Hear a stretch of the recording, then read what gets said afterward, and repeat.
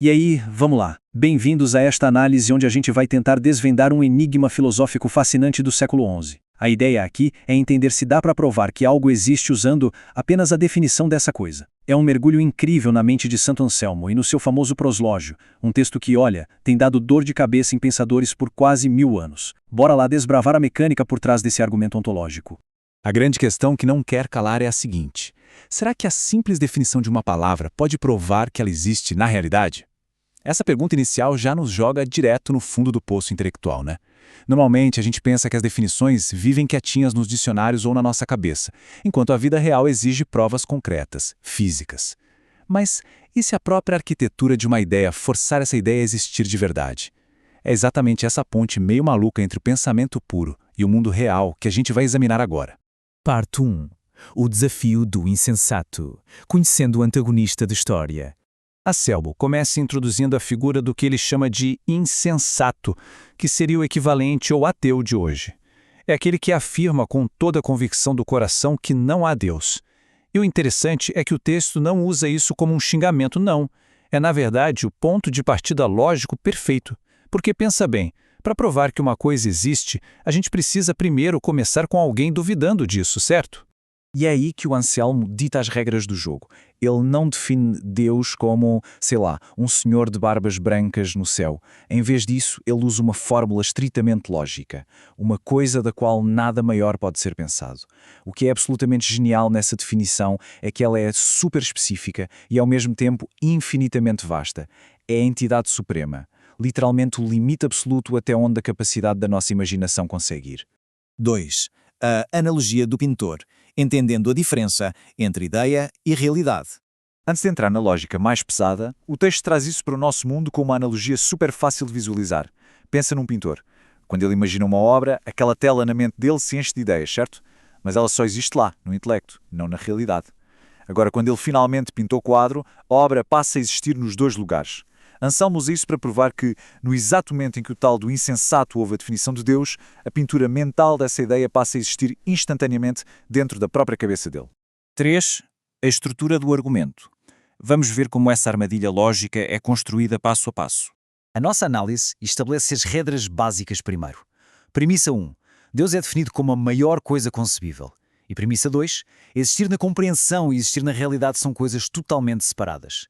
Isso garante que a linha entre o que está só na nossa mente e o que está no mundo lá fora seja cristalina, sem espaço para confundir fantasia com realidade aqui. Aí entra a premissa 3. E olha, esse é o ponto crucial de toda a parada. Existir na realidade é considerado maior do que existir apenas na compreensão.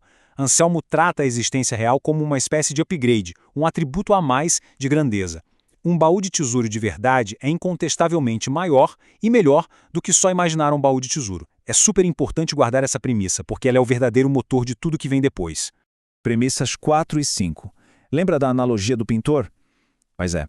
Pelo simples fato do ateu ouvir essas palavras e entender a gramática e o som da frase, o conceito já ganha vida. É impossível escutar e entender uma ideia sem que ela passe a alugar um espaço, digamos assim, dentro do intelecto. Isso nos leva ao nosso primeiro grande marco dessa jornada. Passo 1, a definição é dada. Passo 2, o intelecto a capta. E o passo 3, que é a primeira conclusão. A tal da maior coisa concebível inegavelmente existe na compreensão humana. Até a pessoa mais cética é obrigada a admitir isso. O palco está montadinho para a manobra final, que é de explodir a cabeça. 4. Redução ao absurdo. A arma filosófica para forçar uma conclusão irrefutável. Essa estratégia da redução ao absurdo é inteligentíssima. Para provar a existência de algo, assume-se temporariamente o oposto do que se quer provar, só para mostrar que isso leva a uma contradição totalmente impossível de sustentar. Ou seja, Anselmo vira e fala: tudo bem, vamos assumir que o insensato está certo. O que acontece com a nossa lógica se essa negação for mesmo verdadeira? Seguindo a onda do ceticismo do insensato, chegamos à premissa 6. Vamos supor, só por um instante, que essa maior entidade imaginável seja meramente uma ficção, uma ideia presa apenas dentro da nossa cabeça, sem nenhum equivalente no mundo físico. Mas, ao aceitar essa ideia, um erro fatal e inescapável acaba de acontecer na engrenagem lógica. Aqui é onde a mente dá um nó, porque surge a contradição central. Pensa só, se a entidade existe apenas na mente, qualquer pessoa consegue facilmente imaginar algo ainda maior, que seria exatamente a mesma entidade, só que existindo na realidade também. Mas espera aí, se dá para imaginar algo maior do que ela, então a nossa entidade inicial já não é mais aquela da qual nada maior pode ser pensado. A própria definição original entra em colapso total. Premissa 7 é maior existir na realidade. E assim, a armadilha finalmente se fecha. Para evitar esse colapso lógico, para não cair na contradição absurda de pensar em algo maior do que a maior coisa pensável, o nosso cérebro é forçado a empurrar essa entidade para fora do mundo puramente mental. Para cumprir a própria regra de ser insuperável, ela tem a obrigação lógica de existir também na realidade. Puramente pelas regras da razão, o insensato fica sem ter para onde fugir. 5. Limites da razão e fé, dando um passo para trás e fazendo uma avaliação crítica. Mas calma lá, será que essa lógica é mesmo à prova de balas? Isso levanta uma questão essencial do material base.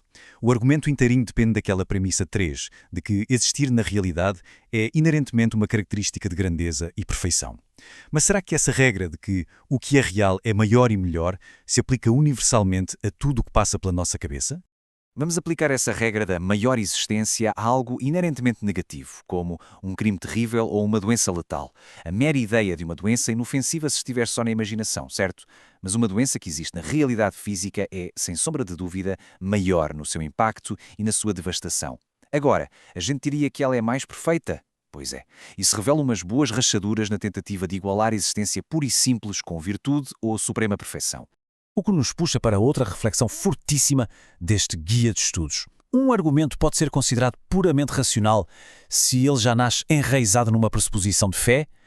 Fica o desafio. Será que essa construção lógica, por mais brilhante que seja, conseguiria realmente convencer alguém que já não partilhasse da visão de mundo do Anselmo? Ou será que um cético só vai enxergar tudo isso como um jogo de palavras muito bem elaborado? A grande chave para responder a isso talvez esteja bem nas primeiras linhas do texto original. Olha que curioso, o proslógio na verdade começa com uma oração. Anselmo literalmente diz, concede-me compreender que tu existes. Ele está pedindo o entendimento da fé que ele já tem. Ele não sai catando evidências lógicas para poder acreditar depois. Ele primeiro afirma a crença, para então pedir a capacidade de compreender, através da lógica, aquilo que a fé já cravou como verdade absoluta. Existe termina essa análise com uma pergunta provocadora para ficar martelando na cabeça. A lógica pode realmente existir puramente por si mesma, flutuando no vazio, ou ela sempre vai exigir algum tipo de alicerce, uma fé de base? Esse argumento ontológico todo demonstra o poder invencível da razão humana, ou será que ele só prova que a lógica é uma lente incrivelmente afiada que serve mais para justificar as crenças profundas que a gente já traz no bolso antes mesmo de começar a pensar? Fica esse prato cheio para questionarmos os próprios fundamentos de como a gente raciocina. Muito obrigado por acompanhar essa jornada filosófica incrível de hoje.